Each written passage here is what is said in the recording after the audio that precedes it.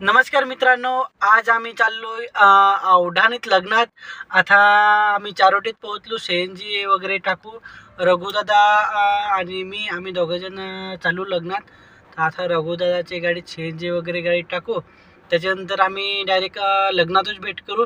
कारण रस्त्याला जाता तर जरा कांदे नव्हतो आहे, तर त्यासाठी तुम्हाला रस्त्याचं काही लोकेशन तुम्हाला दाखवू नाही।